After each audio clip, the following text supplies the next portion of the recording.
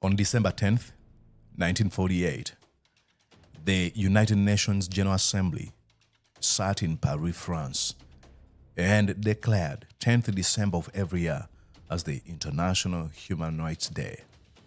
It is very unfortunate that as we speak, almost 70 years since that day was declared, the country hasn't yet figured out how to make sure that everyone enjoys their rights, godly given rights.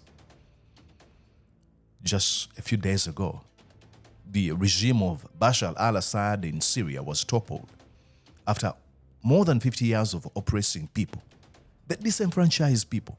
It was toppled.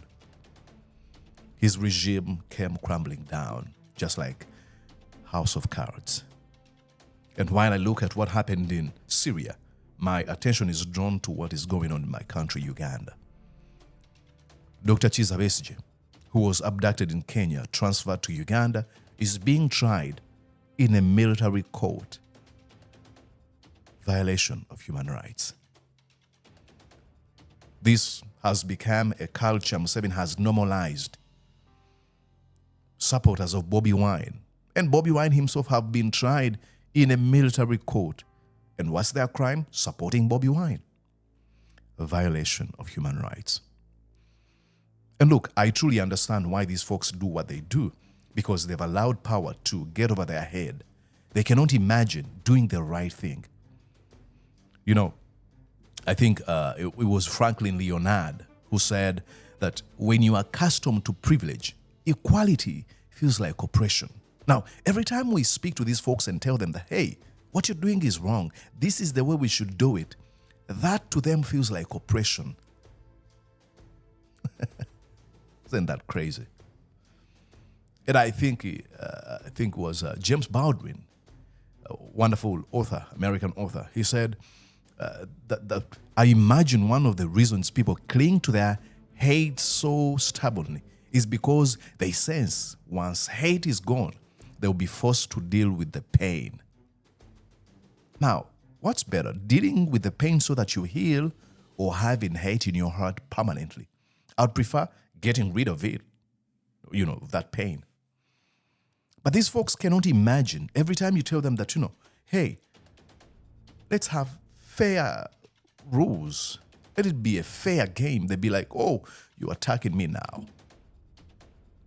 But every time I see things that happening like that happened in Syria, it reminds me of the wonderful words of a man I was named after, Martin Luther King Jr. The arc of moral universe is long, but it bends towards justice. Change takes a long time, but it eventually happens. It does. It really happens. His regime came crumbling down. I mean, in the USA, the Americans were colonized by the British for almost 160 years.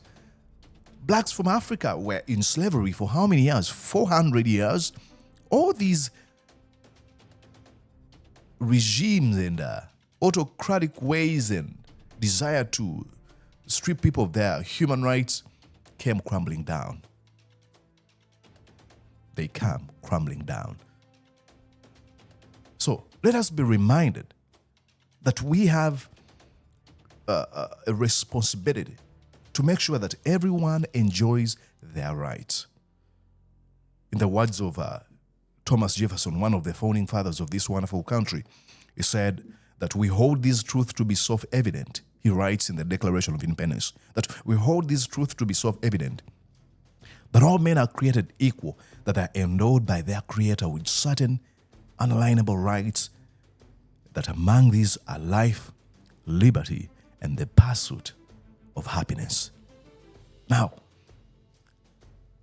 he's trying to say, you don't guarantee no rights to anyone. Everyone is born with these rights.